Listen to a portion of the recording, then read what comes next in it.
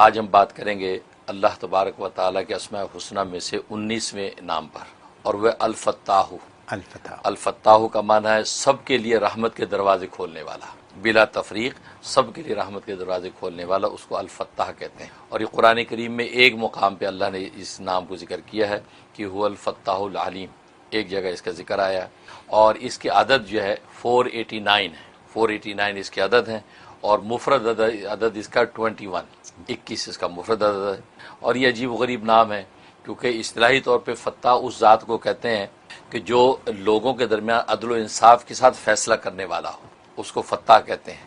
اور وہ ذات کہ جو لوگوں کے لیے اپنی رحمت کی اور نعمتوں کے دروازے کھولنے والا ہو، اور لوگوں کی نافرمانی اور معصیت کی وجہ سے یا ان کے زبان کے انکار کی وجہ سے رحمت کا دروازہ نہ بند کرنے والا ہو۔ سبحان ہاں، بند نہیں کرتا، دروازہ کھولتا تو کھلا رہتا ہے، تو وہ ہر ایک کو وہاں سے بلا تفریق نوازتا ہے۔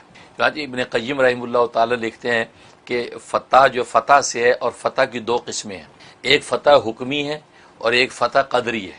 فتح حکمی کا مطلب ہے کہ اللہ تبارک و تعالی نے احکام شریعت عطا کیے ہیں کہ راہ شریعت دی، اس راہ شریعت کے ذریعے سے اللہ تبارک و تعالی اپنی رحمت اور نعمت کے دروازے کھولتا ہے۔ چاہے اس راہ شریعت پہ جو چلتا چلا جاتا ہے اس کے لیے مخصوص دروازے رحمت کے کھلتے رہتے ہیں۔ اور دوسرا فتح قدری ہے کہ تقدیر کے نوشتے میں اللہ تبارک و تعالی نے نعمتیں لکھ دی ہیں کہ اس کو یہ ملنا ہے، اس کو یہ نہیں ملنا، لہذا وہ قدرت کے اعتبار سے تقدیری فیصلے ہیں کہ وہ نعمتیں ملنی ہیں، بھلے فرما بردار ہے بھلے نافرمان ہے، بھلے شریعت پہ چلنے والا ہے بھلے نہیں چلنے والا، وہ ہر حال میں اللہ تبارک و تعالی اس کو نعمتیں عطا کرتا ہے۔ تو گویا کہ فتح دو ہو گئی، یہ فتح حکمی اور ایک فتح قدری۔ تو یہ فتح جو ذات ہے کہ جو بلا تفریق سب کو عطا کرتی، اس کے بڑے بے شمار فضائل و فوائد ہیں۔ ایک اس کا فائدہ یہ ہے کہ اگر انسان چاہتا ہے کہ اس کے کاموں میں آسانی ہو اور کاموں میں کوئی رکاوٹ نہ آئے، تو ہر نماز کے بعد سینے پہ ہاتھ رکھ کے 70 مرتبہ اس کا ورد کرے، یا فتاح ہو یا فتاح ہو کر کے 70 مرتبہ ورد کر کے اب ہاتھ اٹھا کے دعا کر لے۔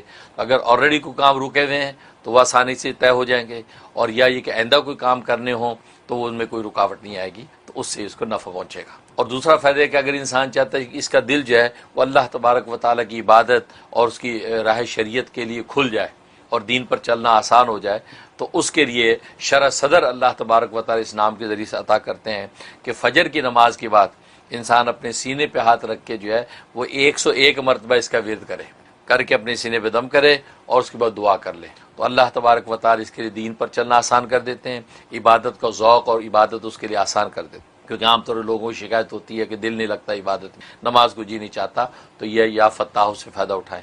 اور اس میں یہ کہ اگر نماز نہیں بھی پڑھ رہا پھر بھی فجر کے وقت میں سینے پہ ہاتھ رکھ کے یہ 101 دفعہ دم کرنا شروع کر دے، اس سے کیا ہوگا، اس کو نماز کی توفیق ہو جائے گی، نماز پڑھنا آسان ہو جائے گا، کیونکہ علاج ہے جس کو بغیر نماز کی بھی سٹارٹ کریں اور اس کے بعد نماز کی توفیق ہو جائے گی۔ اور اس کا فائدہ، ایک فائدہ یہ ہے کہ اگر رشتے جو ہے کسی بچی کے بند ہیں، کوئی نصیب کھلتا نہیں ہے، رشتے آتے نہیں ہیں، اور یہ ہر گھر کی بہت بڑی تکلیف ہوتی ہے، اس کے لیے اس میں بڑی زبردست تاثیر ہے۔ یا تو اس نام کے عدد کے مطابق جو اس کا عدد ہے 489، کہ 489 ٹائم عشاء کے بعد وہ بچی خود اس کا ورد کرے تو بہت اچھا ہے، ورنہ اس کی ماں ورد کر سکتی ہے، تو 489 ٹائم، اور اول آخر جو 21 مرتبہ جو ہے وہ درود شریف پڑھے، کہ 21 جو اس کا مفرد عدد ہے تو 21 مرتبہ 21 ٹائم درود شریف، درمیان 489۔ یا وہ بچی اپنے نام کے عدد کے اعتبار سے، اگر اس کو اپنے نام کے عدد پتہ ہے تو اپنے نام کے عدد کے اعتبار سے پڑھ کے جو ہے 21 ٹائم درود شریف کے ساتھ وہ دعا شروع کر دے، تو 90 ڈیز کی نیت سے شروع کرے۔ اور چونکہ میں نے بتایا کہ 21 مفرد عدد جو ہوتا ہے، تو ہر مفرد عدد کے مکمل ہونے کے بعد وہ لطیفہ غیبی ظاہر ہوتا ہے، گویا کہ ہر 21 دن کے بعد کوئی نہ کوئی لطیفہ غیبی ظاہر ہونا چاہیے کہ اس کا رشتہ آنا چاہیے، نصیب کھلنا چاہیے، ایک 21 میں نہیں ہوتا، اگلے 21 کے اندر یہ رحمت ہونی چاہیے۔ تو یہ بہت زبردست اس کا فائدہ ہے کہ جو ہے وہ نصیب بچی کو کھلتے ہیں اور اچھا رشتہ مل جاتا ہے۔ اور ایک اس کا فائدہ یہ ہے کہ انسان جو ہے وہ اس کا قرض ہے اس کے اوپر، اور ایسا قرض ہے کہ اس کی ادائیگی اس کے لیے دشوار ہے، کوئی راستہ نہیں ہے، کوئی دینے والا دے بھی نہیں رہا اور ہر طرف سے بے بس ہے، تو وہ 1100 مرتبہ 1100 ٹائم آفٹر عشاء یا فتاحوں کا ورد کرے، اور اول آخر جو 100 مرتبہ درود شریف پڑھے۔ شارٹ درود بھی پڑھ سکتا ہے، صلی اللہ علیہ محمد وآلہ وسلم، یہ بھی پڑھ سکتا ہے، تو 100 ٹائم درود شریف، اور درمیان میں یہ 1100 مرتبہ جی یا فتح پڑھ کے اپنے قرض کی ادائیگی کی دعا کرے، اور 71 ڈیز کی نیت سے شروع کرے۔ انشاءاللہ غیب سے اللہ تبارک و تعالی مدد کریں گے اور اس کا مسئلہ حل ہو جائے گا۔ اور ایک فائدہ یہ کہ کسی شخص کے دل میں قدورت اور نیگیٹیوٹی بہت آتی ہے، ہر ایک کے بارے میں نیگیٹو سوچتا ہے اور اس کا دل میلا رہتا دوسروں سے، اس کے لیے اس میں بڑی تاثیر ہے کہ یہ نام دل کو بالکل مزکہ مصفہ کر دیتا ہے۔ اس کے لیے نماز پڑھنے کے بعد، اور اگر نماز کا عادی نہیں ہے تو صبح اور شام، صبح کے ٹائم اور شام کے ٹائم جو ہے وہ اس نام کا ورد کرے، یا تو اپنے نام کے عدد کے اعتبار سے یا خود اس کے نام کے عدد کے اعتبار سے جو ہے 489 ٹائم پڑھ کے جو ہے اپنے سینے پہ دم کرے، تھوڑے سے پانی پہ دم کر کے پانی پی لے۔ اس سے ہوگا کہ دل کی قدرت ختم ہوگی، شرح صدر نصیب ہوگا، تو انشاءاللہ عبادت کی بھی اس کو توفیق ہو جائے گی۔ یہ اس کے فضائل و فوائد ہیں۔ اور جہاں تک خواب میں تعبیر کا تعلق ہے، اگر خواب میں یہ نام دیکھا یا پڑھا یا سنا، اس کا مطلب ہے کہ اللہ تبارک و تعالی جو ہے اس کے لیے خیر کا فیصلہ کریں گے۔ دنیا کے جو کام کاج کر رہا اس کے اندر خیر کا فیصلہ ہوگا، بھلے ابھی فی الحال مشکلات میں ہیں لیکن ایونچولی جو ہے وہ اس کے حق میں جو اللہ تبارک و تعالی خیر کا فیصلہ کر دیں گے۔ اور دوسرا مطلب یہ ہے کہ اس کے کوئی کام اگر اٹکے ہوئے ہیں، کوئی مسائل درپیش ہیں، تو دنیا کے اندر بھی اللہ تبارک و تعالی اس کے بدلے میں جو اس کو تکلیف پہنچ رہی ہے، جو ٹینشن ہے، اس کا اجر دنیا میں بھی اللہ عطا کریں گے اور آخرت میں بھی اس کو اس کا اجر ملے گا۔ العزیز کا معنی زبردست غالب، وہ ذات جو زبردست غالب ہو اس کو عزیز کہتے ہیں۔ اور یہ نام قرآن کریم میں 92 ٹائم آیا ہے، 92 دفعہ قرآن کریم میں آیا ہے، اور اس نام کے اعداد جو ہے وہ 94 ہیں، 94 اس کی اعداد ہیں۔ اور عزیز اس ذات کو کہتے ہیں کہ جو دشمنوں سے انتقام لینے میں بڑا سخت ہے، زبردست غالب ہے، اور جب وہ انتقام لینے کا ارادہ کرے تو اس کو پھر ہٹا نہیں سکتا، کوئی روک نہیں سکتا، اس کو کہتے عزیز۔ اور یہی وجہ کہ اللہ تبارک و تعالیٰ کی عزیزیت کی شان کی وجہ سے ہی دنیا کا ذرہ ذرہ اس کے منشا کے مطابق چل رہا ہے، ورنہ اگر عزیزیت کی شان نہ ہو تو دنیا میں کتنی چیزیں ہیں کہ جو من مرضی کریں۔ لیکن یہ انس و جن کو اللہ نے اختیار دے رکھا ہے، اختیار کے تحت وہ نافرمانیاں بھی کر جاتے ہیں، لیکن اس کے علاوہ جتنی بھی مخلوقات ہیں وہ اللہ کی اس منشا سے باہر نہیں ہیں۔ وہ عزیزیت کی شان کی وجہ سے وقت پہ سورج نکلتا ہے، وقت پہ غروب ہوتا ہے، چاند سورج ستارے اپنے اپنے فلکیات کے نظام کے تحت چلتے ہیں، ایون کہ سراؤں کے ذرے تک جو ہے اس کے منشا کے مطابق حرکت کرتے ہیں، تو یہ وہ عزیز ذات ہے۔ اور اس نام کے بڑے عجیب و غریب فوائد ہیں۔ جہاں تک جو ہے وہ پہلے فائدہ کا تعلق ہے، اس کا ایک فائدہ یہ ہے کہ اگر کوئی شخص چاہتا ہے کہ میرے کام جو بگڑے نہ کریں، بہت سے لوگ ہیں جن کے کام بگڑ جاتے، ہوتے ہوتے رک جاتے ہیں، عین منزل پہ پہنچتے ہیں پھر ایک دم ڈھہ جاتے ہیں، اور کوئی کل سیدھی نہیں ہے، یہ حالت ہوتی ہے۔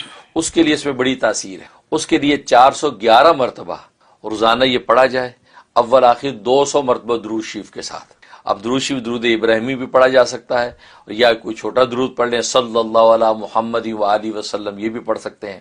تو 200 مرتبہ درود پڑھیں اور 411 مرتبہ یہ پڑھیں۔ کوئی ایک وقت مقرر کر رہے ہیں کہ اس نماز کے بعد میں نے پڑھنا، پھر اسی کے بعد پڑھتا رہے، اور یہ 92 ڈیز جو پابندی سے کرے، اس کا کوئی کام پھر اٹکے گا نہیں، اور سارے کام جو ٹیڑھے ہیں وہ سیدھے ہو جائیں گے۔ یہ اس میں بڑی طاقت ہے۔ اور دوسری اس کے تاثیر ہے کہ اگر کوئی تقوی والا بننا چاہتا ہے، نیک صالح بننا چاہتا ہے، یا والدین چاہتے ہیں کہ اولاد نیک صالح بن جائے، یا یہ کہ بیوی چاہتی شوہر جو وہ نیک صالح ہو جائے، کوئی بھی رشتہ، تو اس کے لیے اس میں بڑی تاثیر ہے۔ یہ 41 مرتبہ روزانہ پڑھ کے کسی کھانے پینے کی چیز پہ دم کر کے اس متعلقہ شخص کو کھلاتے رہیں۔ اگر کھلانا ممکن نہیں ہے تو تصور میں اس کے اوپر دم کرتے رہیں، یا اس کے کپڑے وغیرہ کلوزٹ میں ٹنگے ہوئے تو ان کے اوپر پانی چھڑکتے رہیں، اور یہ 71 ڈیز پابندی سے کر لیں، انشاءاللہ اللہ تبارک و تعالی اس کے دل کو متقی کر دے۔ سبحان اللہ، بہت زبردست فائدہ۔ اور ایک فائدہ اس کا یہ ہے کہ اگر جو انسان جو ہے وہ یہ چاہتا ہے کہ اللہ تبارک و تعالیٰ کی خاص رحمتیں مجھ پر جو ہے وہ نازل ہوں، اور ہر وقت اللہ کی رحمتوں کے مزے اڑاؤں، اور کسی قسم کی کوئی جو ہے وہ پریشانی اور ٹینشن نہ آئے، اس کے لیے تہجد کے وقت میں 2000 مرتبہ اس کا ورد کرے، یا عزیزو یا عزیزو یا عزیزو کے ساتھ 2000 مرتبہ کرے، اول آخر 11 مرتبہ درود شریف، تو انشاءاللہ ایسی مجرب اس کے اندر تاثیر ہے کہ انسان پر اللہ کی خاص رحمت شامل حال رہے گی، اور کبھی اس کی رحمت سے باہر نہیں ہوگا۔ اور یہ 41 ڈیز پابندی سے کر لے اور ہمیشہ تا حیات ہے کہ اس کو جاری رکھے، تو ظاہر ہے وہ اور اس کی نسلیں سب کی نیت کر لے، سب اللہ کی رحمتوں میں انشاءاللہ غوطے لگائیں گے۔ یہ اس کے اندر فائدہ ہے۔ سبحان اللہ۔ اور ایک فائدہ یہ ہے کہ مد مقابل میں کوئی دشمن کا لشکر ہے، اس سے مقابلہ ہے، یا آج کے زمانے میں میچ ہوتے ہیں کہ جی کرکٹ میچ ہو گیا، جی دشمن کی ٹیم ہے، یہ ہماری اپنی ٹیم ہے، تو اب چاہتے ہیں کہ ہماری ٹیم جیتے دشمن ہار جائے۔ اس میں بڑی طاقت ہے۔ اس میں وہ یہ ہے کہ دشمن اور وہ دوست دونوں ٹیمیں آمنے سامنے لشکر ہیں، تو دشمن کی ٹیم کی طرف شہادت کی انگلی سے یوں اشارہ کرے، یا ہاتھ سے یوں اشارہ کرے جو اوپر سے نیچے گرا رہا ہے، یوں اشارہ کرے، اور اشارہ کر کے 70 مرتبہ اس کا ورد کرے، بس 70 مرتبہ پڑھے، اول آخر 11 مرتبہ درود شریف پڑھ کے اس دشمن کی ٹیم کی طرف زور سے 3 دفعہ پھونک دے، وہ ہار جائے گی، وہ شکست ہو جائے گی اس لشکر کو۔ اور آج کے ظاہر لشکروں کا تو وقت نہیں ہے، لیکن آج کے لیے میچ ہوتے ہیں دنیا میں، تو اس کا تجربہ کر کے دیکھیں، بہت زبردست تاثیر ہے۔ وہ ٹیم جو دشمن کی انشاءاللہ وہ ہار جائے گی اور دوست کی ٹیم جیت جائے گی۔ یعنی کرکٹ کا میچ ہو، ٹینس کا میچ ہو، فٹ بال کا میچ ہو، بالکل کچھ بھی ہو رہا کچھ بھی کرے آپ اپنی ٹیم کے لیے کر سکتے ہیں۔ جی یہاں پر بھی ہوتی ہے، باسکٹ بال کے میچ ہوتے ہیں، جی۔ یہاں بھی لوگوں نے اپنے اپنے بنائی ہوئی ہوتی ہے کہ ہماری محبوب ٹیم ہے، جی ایسے ہی تو یہ کر سکتے ہیں، تو یہ اس میں بڑی تاثیر ہے، یہ کر سکتے ہیں۔ اس کے علاوہ کسی عدالت کے اندر پیشی ہے، یا باس بڑا کھڑوس قسم کا آدمی ہے، یا کسی ایسے آدمی سے ملاقات ہے یار بڑا غصے کا تیز ہے، کیا کریں؟ تو 40 مرتبہ اس کا ورد کر کے اپنے اوپر دم کریں، اور سارے راستے یا عزیزو کا ورد کرتے ہوئے جائیں، انشاءاللہ اس کے سامنے جائیں گے تو وہ حاکم جو بھی ہے وہ مہربان ہو جائے گا آپ پہ۔ اسی طریقے سے بیوی کو ڈر ہے، شوہر جو گھر آئے گا تو ناراض ہوگا، یہ گھر میں یہ سچویشن پیدا ہو گئی، کیا کروں؟ تو بیوی یا عزیزو 40 مرتبہ گھر پہ پڑھ کے اپنے اوپر دم کر لیں، انشاءاللہ گھر آئے گا، بڑے آڈ سچویشن ہے لیکن وہ مہربان رہے گا، گھر میں کوئی بدمزگی پیدا نہیں ہوگی، دل نرم رہے گا، دل نرم رہے گا۔ تو یہ اس کے اندر تاثیریں ہیں۔ اور جہاں تک خواب کا تعلق ہے تو خواب میں اگر یہ لفظ لکھا ہوا دیکھا یا اس کی آواز سنی، اس کا مطلب ہے کہ اللہ تبارک و تعالی اس کے دشمنوں کو جو ہے وہ شکست خوردہ کر دیں گے، اور گویا کہ ان کی سازشیں دشمنوں کی تار تار ہو جائیں گی۔ یہ گویا کہ اس کو بشارت ہے کہ تمہارے دشمن ہیں، تمہیں اس کی سازشوں کو پتہ نہیں ہے، لیکن اللہ اپنی رحمت سے ان کی سازشیں تار تار کر دیں گے اور تم محفوظ رہو گے، یہ بشارت۔ اور دوسرا مطلب ہے کہ اللہ تبارک و تعالی اس شخص کو جو ہے محبوبیت عطا کریں گے، لوگ اس سے محبت کریں گے، اس کے اندر ایک خاص قسم کی ایک ایسی چیز پیدا کر دیں گے کہ جس کی وجہ سے لوگ اس کی طرف کشش کریں گے اور اس کی بات کی اطاعت کریں، یہ اس کے لیے بشارت ہے۔ ایسی صورت میں دیکھیں تو 2 رکعت نماز شکرانہ ادا کریں اور حسب توفیق صدقہ دے دیں تو اس نام کی برکات اس شخص کو حاصل ہونے لگے۔ تو کہنے کا مقصد یہ کہ اللہ تبارک و تعالی کی سنتیں ہیں، کچھ اللہ تبارک و تعالی کی قدرتیں ہیں۔ اللہ تبارک و تعالی کی سنت یہ ہے کہ وہ قربانی کے مقدار پر درجے عطا کرتے ہیں، انسان جس درجے کی قربانی دیتا ہے، اور قربانی کسی بھی قسم کی ہو، کسی بھی شعبے کی ہو، یہاں تک کہ دنیاوی معاملات میں دنیا کا کوئی مرتبہ چاہیے اس کے لیے بھی قربانی چاہیے، آخرت کا کوئی مرتبہ چاہیے اس کے لیے بھی قربانی کی ضرورت ہے، بغیر قربانی کے انسان ترقی نہیں کر سکتا۔ اور قربانی کسے کہتے ہیں؟ قربانی کہتے ہیں کہ انسان اپنے تعلق کو قربان کر دے۔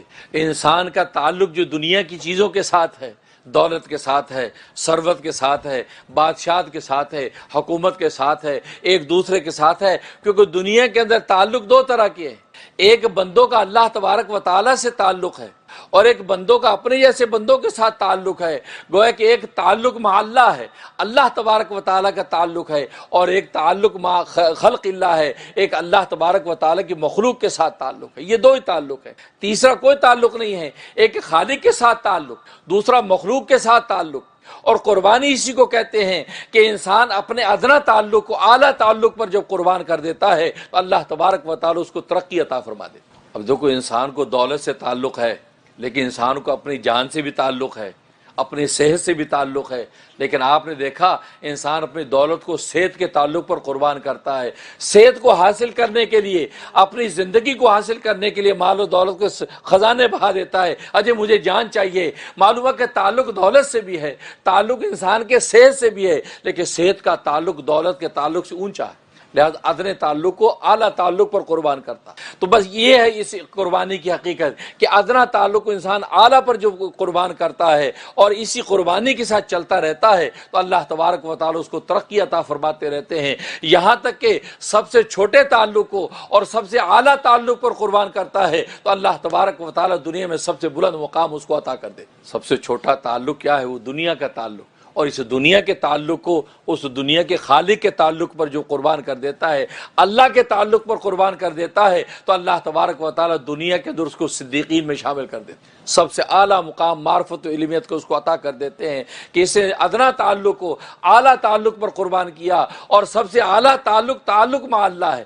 اللہ کا تعلق ہے کہ بندے کا اللہ کے ساتھ جو تعلق ہے وہ نہ ٹوٹے، اور تعلق ٹوٹتا تو ٹوٹے، دولت اللہ کے راستے میں خرچ ہوتی تو ہو جائے، جان خرچ ہوتی تو ہو جائے، دوسرے تعلقات خرچ ہوتے تو ہو جائیں۔ لہذا یہی وجہ ہے کہ صحابہ کرام رضوان اللہ علیہم اجمعین نے جب قربانی کی اس حقیقت کو سمجھ لیا تو پھر اپنی جانوں کا نذرانہ پیش کرنے سے دریغ نہیں کیا، اپنی جانیں قربان کر دیں، اپنے خون کی ندیاں بہا دیں، کیونکہ ان کو پتا تھا کہ یہ جان کا جو ادنا تعلق ہے یہ اللہ تبارک و تعالیٰ کے مقابلے میں ادنا ہے، اور اللہ تبارک و تعالیٰ کا تعلق اعلیٰ ہے۔ جب ادنا کو اعلیٰ پر قربان کرتے ہیں تو اللہ تبارک و تعالیٰ قربانی دینے والے کو اعلیٰ بنا دیتے۔ تو بس یہ ہے اس زندگی کی حقیقت، اور دنیا کے اندر بھی آپ شب و روز اسی اصول ہی پر چلتے ہیں۔ آپ صبح شام قربانی دیتے ہیں، صبح شام قربانی دیتے ہیں، آپ اپنی بیوی بچوں کو صبح شام کماتے نظر آتے ہیں، زراعت جو اگاتے نظر آتے ہیں، معیشت کرتے نظر آتے ہیں، کارخانے صنعتیں چلاتے نظر آتے ہیں۔ کیوں کہ آپ اپنے جسم و جان کے ساتھ جو آپ کو تعلق ہے اس سے زیادہ آپ کو اپنی بیوی بچوں اولاد کے ساتھ تعلق ہے۔ آپ اپنی جان جوکھوں میں ڈال دیتے ہیں، لیکن آپ سوچتے ہیں میری بیوی بچوں کو 2 وقت کی روٹی مل جائے۔ تو دنیا میں ساری قربانی کا سلسلہ اس ادنا کو اعلیٰ پر قربان کرنے پہ چل رہا ہے، اور اللہ تبارک و تعالیٰ اتنے قدردان ہیں کہ جب ادنا اپنے آپ کو اعلیٰ پر قربان کرتے ہیں تو اللہ تبارک و تعالیٰ قربانی دینے والوں کو اعلیٰ میں شمار کر دیتے۔ تو یہ حقیقت ہے کہ انسان تعلق کو جب یہ قربان کرتا ہے اور تعلق ادنا ہو، ادنا کو اعلیٰ پر جیسے قربان کرتا چلا جاتا ہے تو اللہ تبارک و تعالیٰ اس کو ترقی عطا کرتے رہے۔ اب رہا یہ سوال کہ یار اللہ تبارک و تعالیٰ سے ہمارا تعلق سچا ہے یا جھوٹا ہے؟ ہماری اللہ سے جو تعلق ہے، یہ تعلق مع اللہ جو ہمیں حاصل ہے، یہ تعلق مع اللہ حقیقت کے ساتھ ہے یا صورت کے ساتھ ہے؟ اس لیے کہ بس اوقات اس صورت کو انسان حقیقت سمجھ بیٹھتا ہے، تصویر کو حقیقت سمجھ بیٹھتا ہے، اور تصویر پر حقیقت کا حکم نہیں لگتا۔ اگر دیوار پر کھانے کی تصویر ہو تو بھوک مٹتی نہیں ہے، کاغذ پہ آگ کی تصویر تو کاغذ جلتا نہیں ہے، پانی کی تصویر اگر جو ہے زمین پر ہو تو اس سے پیاس بجھتی نہیں ہے۔ تصویر پر حقیقت کا حکم نہیں لگتا۔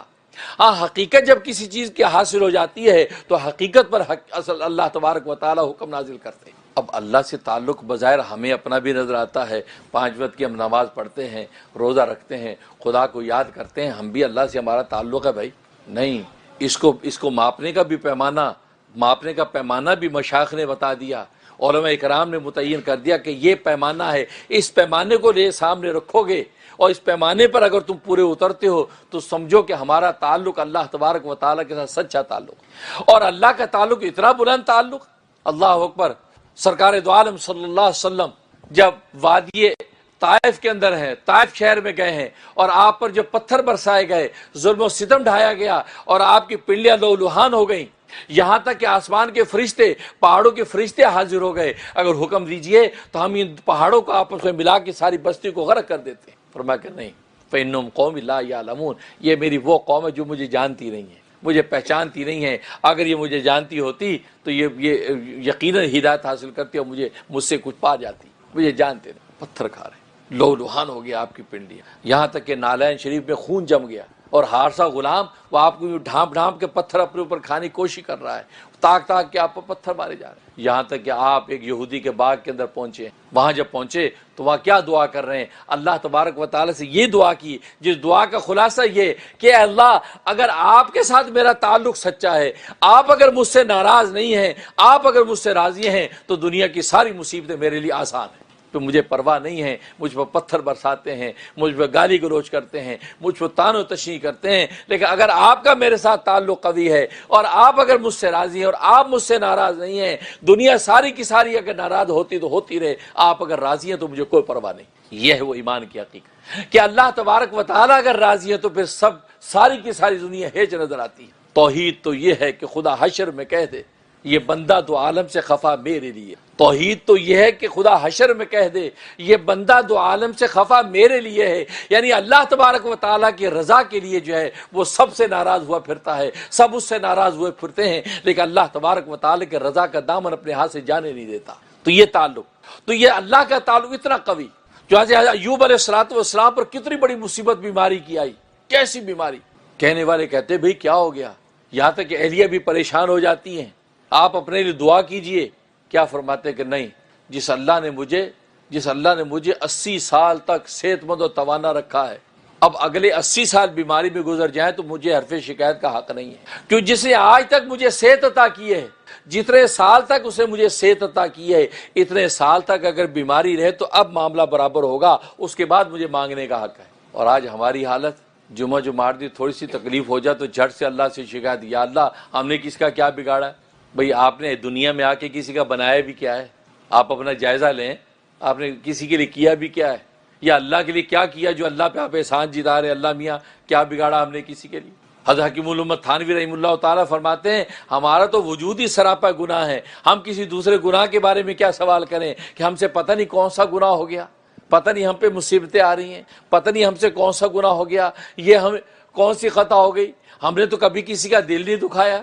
میں تمہیں کیا خبر ہے, تمہارا وجود ہی سراپا گناہ ہو, اللہ تبارک و تعالیٰ جانتے ہیں ہماری حقیقت کیا ہے. تو بات وہی تو فرمایا کہ جتنی عرصہ صحت ملی اتنا عرصہ کہ بیماری ہو, اس کے بعد معاملہ برابر ہوگا تو اب اللہ سے مانگوں گا. اس سے پہلے مانگتے ہوئے شرم آتی ہے, کیونکہ شرم والے لوگ تھے. اور آج ہم تو بے شرم ہیں, جھٹ سے منہ پھاڑ پھاڑ کے اللہ سے شکایتیں شروع کر دیتے ہیں, یا اللہ کیا بات ہے دکان ہی نہیں چل رہی, کیا بات ہے 5 وقت کی نماز بھی پڑھ رہے ہیں, بلکہ جب سے تہجد شروع کیا اس وقت سے تو اور مندی آ گئی, اور مندی آ گئی, اور جب سے کسی نے ذکر بتایا ذکر کے بعد تو اور مصیبت پر ٹوٹنے لگی. یعنی مطلب آپ کے تہجد, آپ کی نمازیں, آپ کی ذکر و اذکار دنیا کمانے کے لیے ہیں. آپ اللہ کے لیے اللہ کو یاد نہیں کرنا چاہتے, اللہ کے لیے اللہ کی نماز نہیں پڑھنا چاہتے, اللہ کے لیے اللہ کا روزہ نہیں رکھنا چاہتے, اللہ کے لیے اللہ کی زکوٰۃ نہیں دینا چاہتے, اللہ کے لیے اللہ کا حج عمرہ نہیں کرنا چاہتے. آپ دنیا کے کسب کے لیے چاہتے ہیں یہ ساری چیزیں, تبھی تو شکایت کرتے ہیں یا اللہ ہم تو نماز بھی پڑھتے ہیں, ہم تو روزے بھی رکھتے ہیں, ہم تو زکاتیں بھی دیتے ہیں, پھر ہمارے کاروبار میں مندی کیوں آ گئی, پھر ہماری تجارت میں نقصان کیوں ہو گیا, پھر ہمیں یہ بیماری کیوں ٹوٹ پڑی. اس کا مطلب یہ ہے آپ نے عبادت کی حقیقت کو نہیں سمجھا. جو عبادت کو حوالہ بنا کے اللہ سے یہ شکایت کرے, اس کا مطلب وہ عبادت کی حقیقت سے واقف نہیں. عبادت کی حقیقت یہ ہے کہ اللہ کے لیے اللہ کی نماز پڑھ دی, بس اب اللہ ہمیں دنیا کا اس کا منافع اس کے بدلے میں دے یا نہ دے, اس سے ہمارے کوئی تعلق نہیں. یہ ہے عبادت. اور آج ہم نے اپنی عبادتوں کو سمجھا ہماری نمازوں کی وجہ سے ہماری دکانیں زیادہ چلنی چاہیے. اگر یہ بات ہوتی تو پھر جو نمازیں کیا جو خدا کو نہیں مانتے وہ سارے نقصان میں جانے چاہیے. جو خدا کے وجود کے بھی قائل نہیں ہیں, خدا کے صبح شام خدا کو برا بھلا کہتے ہیں, وہ تو ہر وقت جو ہے نقصان کے اندر پڑے رہنے چاہیے. لیکن آج آپ مشاہدے کی آنکھ سے دیکھتے ہیں وہ سارے نفع میں جا رہے ہیں, پوری دنیا کی تجارتیں ان کے ہاتھ میں ہیں, ساری دنیا کی دولتیں بظاہر ان کے ہاتھ میں ہیں. اس کا مطلب یہ ہوا ہماری عبادتوں کا, ہماری تجارتوں, ہماری دنیا کے منافع سے کوئی تعلق نہیں. ہاں اللہ تبارک و تعالیٰ کا آپ راضی رکھیں, ہاں اللہ تبارک و تعالیٰ آپ کو تسکین قلب کی ایک ایسی دولت عطا کریں گے, راحت کی ایک ایسی راحت کا ایسا خزانہ عطا کریں گے. اس راحت اور تسکین قلب کی دولت کی وجہ سے آپ کو چٹنی روٹی میں وہ مزہ آئے گا جو کسی کو مرغ مسلم میں نہیں آتا. اصل دولت تو راحت ہے, سامان راحت نہیں ہے کہ آپ کو محلات مل گئے, آپ کو جو مخبی گدے مل جائیں, آپ کو ایئر کنڈیشن کمرے مل جائیں, وہ آپ کی چمڑیاں ٹھنڈی کر دیں گے, گدے آپ کے بدن کو نرم کر دیں گے, لیکن دل کے اندر تسکین اور طمانینت کون اتارے گا؟ اللہ تبارک و تعالیٰ آپ کی عبادتوں کے بدلے میں جو دنیا میں عطا کرتے ہیں وہ دل کی طمانینت و سکون عطا کرتے ہیں. اور سکون ایسی چیز ہے کہ جو بڑے بڑے بادشاہوں کو بھی حاصل نہیں ہوتا. اور سکون جو ہے وہ دنیا کی دولتوں کے ساتھ حاصل نہیں کیا جا سکتا. قلب کی طمانینت وہ دنیا کی طاقتوں کے ساتھ حاصل نہیں کی جا سکتی. اس سے سفیان ثوری رحمہ اللہ تعالیٰ فرماتے ہیں کہ اللہ تبارک و تعالیٰ نے ہمیں دل کا جو سکون اور دل کی جو طمانینت کی دولت عطا کر رکھی ہے, اگر ان دنیا کے بادشاہوں کو پتہ چل جائے تو وہ ہم پر لشکر کشی کریں, وہ ہم پر فوج سے چڑھائی کر دیں اس دولت کو حاصل کرنے کے لیے. لیکن اللہ تبارک و تعالیٰ کی شان ہے وہ چھپے ہوئے دل کے اندر چھپا کر وہ دولت عطا کر دیتے ہیں, اور کسی فقیر کو وہ دولت حاصل ہے اور فقیری کے اندر بادشاہی کرتا نظر آتا ہے, لیکن دنیا کے بادشاہوں کو اس طمانینت کی خبر بھی نہیں ہوتی. یہ اصل تو اگر عبادت سے آپ کو تسکین قلب ہے, آپ اطمینان میں ہیں, چٹنی روٹی میں آپ کو لطف آتا ہے, نیم گرم پانی میں آپ کو مزہ آتا ہے, اور سکون کی لمبی آپ نیند لیتے ہیں, اور پہننے کی آپ کو راحت ملتی ہے, آپ سمجھ جائیں کہ اللہ تبارک و تعالیٰ کیا یقینا ہماری عبادت انشاءاللہ قبول ہو رہی ہے. آپ اس کے بدلے میں دنیا کی دولتوں کی توقع نہ رکھیں, اس لیے کہ دنیا کی دولتوں کا اس پر وعدہ نہیں ہے. ہاں دنیا کی دولتوں سے مقصود کیا ہے؟ ایک دولت مند کو دولت سے مقصود کیا ہے؟ راحت. ایک تاجر کو تجارت سے مقصود کیا ہے؟ راحت. ساری دنیا کی دولتیں اور طاقتیں اور شعبے صرف ایک مقصد کے لیے دوڑ رہے ہیں, وہ ہے راحت کے لیے. بادشاہت کو حاصل کر رہا ہے, راحت کے لیے حاصل کرتا ہے. یا بادشاہ بن گئے, سکون سے کھائیں گے, سکون سے پئیں گے, سکون سے جئیں گے, سکون سے رہیں گے. ہر بندہ طمانینت اور سکون کو ڈھونڈ رہا ہے, اور اللہ تبارک و تعالیٰ ان سب اسباب سے بالا تر کر کے ایک نہ نظر آنے والی ذات کو جب بندہ اللہ کے سامنے سجدہ دیتا ہے تو اللہ تبارک و تعالیٰ نہ نظر آنے والی راحت اس کو عطا کر دیتا. جو دنیا کی دولتوں سے انسان پا نہیں سکے. اس سے تعلق مع اللہ ہمارا سچا ہے یا نہیں، اس کے علماء فرماتے اس کے لیے تین علامتیں. اگر یہ تین علامتوں میں سے یہ تینوں علامتیں آپ کے اندر موجود ہیں اور آپ اس کا اثر محسوس کرتے ہیں، آپ سمجھیں کہ اللہ تبارک و تعالیٰ کے ساتھ ہمارا تعلق سچا ہے. پہلی علامت فرمایا، پہلی علامت اللہ تبارک و تعالیٰ کے ساتھ تعلق کی سچائی کی یہ ہے کہ انسان اپنے اختیار کو اللہ کے اختیار میں فنا کر دے، اپنی مرضی کو اللہ کی مرضی میں فنا کر دے. جو اللہ کی مرضی سے جو ہوتا نظر آ رہا ہے اس کو تسلیم کر لے، اپنی مرضی کو اللہ کی مرضی پر حاوی کرنے کی کوشش نہ کرے. فرمایا یہ پہلی علامت ہے. اگر تمہارے اندر یہ جذبہ پیدا ہو گیا کہ میری مرضی اللہ کی مرضی میں فنا ہے، میری مرضی تھی کہ یہ ہو لیکن نہیں ہوا، اس کے علاوہ اپوزٹ ہو گیا، سمجھے اس کا مطلب اللہ کی مرضی چل گئی، میری مرضی نہیں چلی. اے اللہ میں نے اپنی مرضی کو تیری مرضی میں فنا کر دی، میں اس پہ راضی ہوں جو ہو گیا. چاہتا تھا کہ بیٹا ہو، صبح شام بیٹے کے لیے ڈھکوسلے کے لیے دعائیں کی، لیکن بیٹی پیدا ہو گئی. ایک مثال دے رہا ہوں، تو بس اس میں سر تسلیم کر کے شکرانے کے نفل پر، یا اللہ میں تو چاہتا تھا کہ بیٹا پیدا ہو لیکن بیٹی پیدا ہوئی، بس میں اپنی مرضی کو تیری مرضی میں فنا کرتا ہوں. میں اس بیٹی پہ اسی طرح راضی ہوں جیسے میں بیٹے پہ راضی ہوتا. یہ ایک مثال دی ہے. اسی طریقے سے دنیا کے جتنے دھندے ہیں، انسان یہ سوچے کہ میں نے اپنی مرضی کو اللہ کی مرضی میں فنا کیا. تبھی تو پیر شیخ عبدالقادر جیلانی رحمۃ اللہ علیہ، حضرت غوث پاک، ان کا ایک مرید ان کے پاس 10 سال تک رہا. جب جانے لگا کہا کہ حضرت کو نصیحت فرما دیجیے. حضرت فرمایا بس خدائی کا دعویٰ نہ کرنا، خدائی کا دعویٰ نہ کرنا. اب پیرانے پیر کے پاس 10 سال رہا ہو، کتنے رگڑے لگے ہوں گے، کتنے مجاہدات کیے ہوں گے، کتنے سجدے دیے ہوں گے، کتنی لا الہ الا کے ضربیں لگائی ہوں گی. اب یہ خدائی کا دعویٰ بھلا کیا کرے گا؟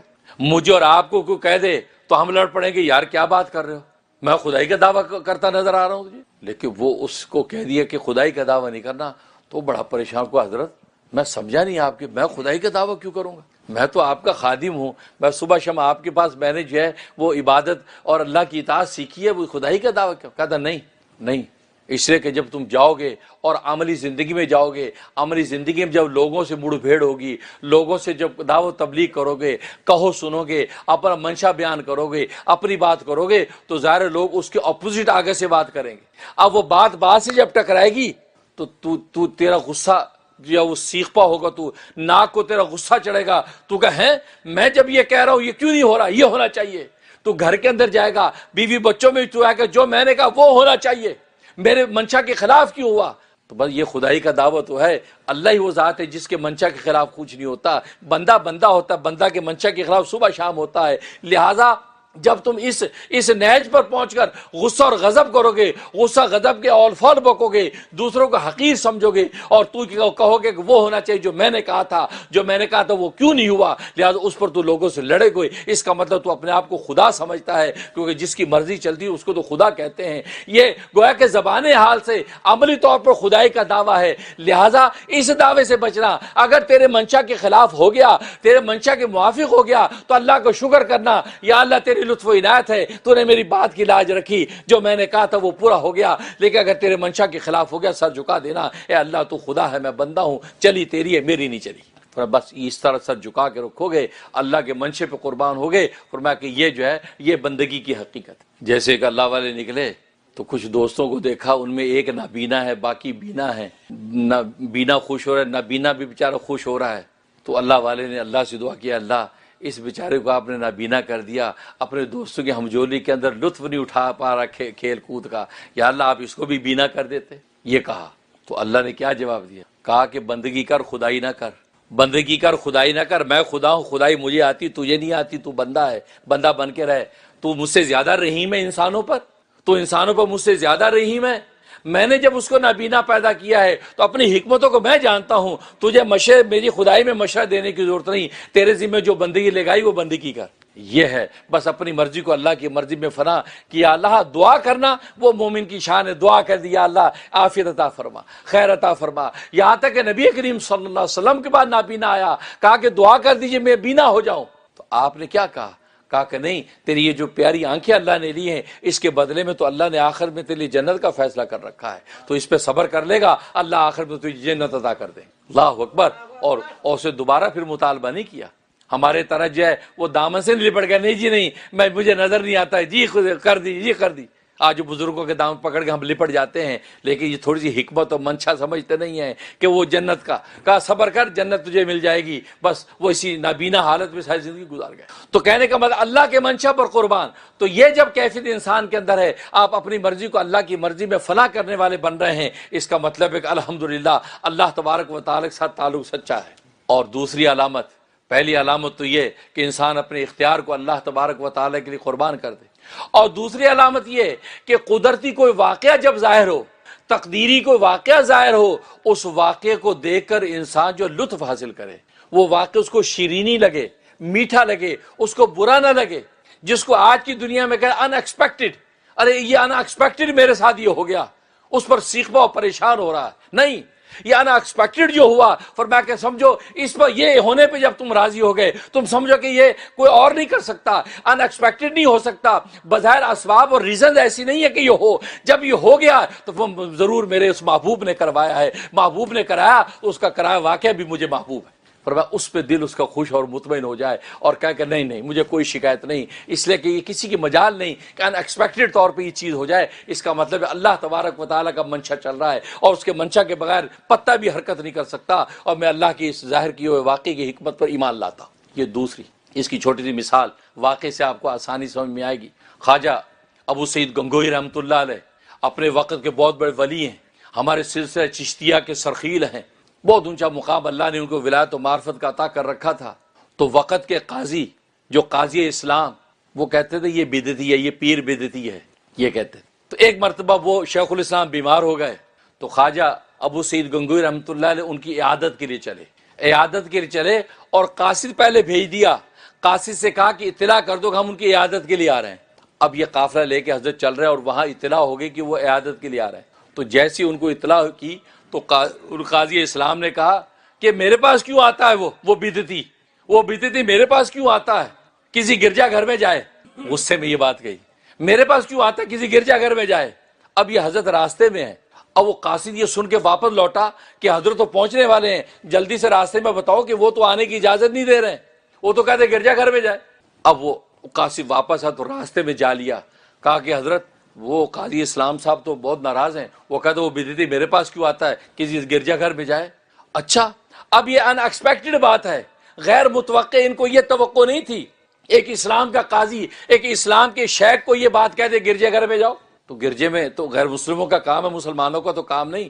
اب انہوں نے یہ سوچا یہ جو غیر متوقع صورتحال ہے یہ ضرور اللہ تبارک و تعالیٰ کی منشا کے تحت ہے، اس میں کوئی نہ کوئی راز ہے۔ کہا کہ گھوڑوں کے رخ موڑ لو، چلو گرجا گھر کی طرف، گرجا گھر کی چلے۔ اب گرجا گھر میں جیسے پہنچے ہیں، وہاں تو پادری موجود، وہاں کے سارے بشپ موجود، اور پبلک تک 50 سے 55 لوگ موجود ہیں جو اپنی عبادت میں لگے ہوئے۔ اب انہوں نے سوچا کہ ہے یہ مسلمانوں کو اتنا بڑا شیخ ہے، یہ کون ہے بھائی؟ وہ سارے کھڑے ہو گئے، جو ان کا بڑا بشپ پادری اس نے جو اس کی استقبال کیا اور یہ اندر لے آئے۔ اب وہ آ گئے، اب وہ سوچنے لگے کہ یار یہ اتنا بڑا شیخ مسلمانوں کو خیریت کیوں آئے۔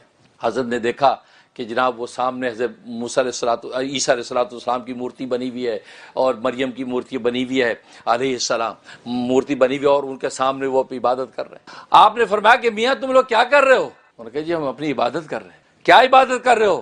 یہ تم یہ ان مورتیوں کو پوج رہے ہو؟ تو کہا یہ ہماری عبادت کا یہ طریقہ ہے، آپ اپنے اسلام کے شیخ ہیں، آپ ہم سے آپ کیوں آئے، آنے کا مقصد؟ حضرت فرمایا کہ بات سنو، اگر جو ہے یہ مورتیاں تمہاری میں اللہ کا نام لوں اور یہ مورتیاں زمین پر سجدے میں گر جائیں تو کیا اسلام کو سچا مانو گے؟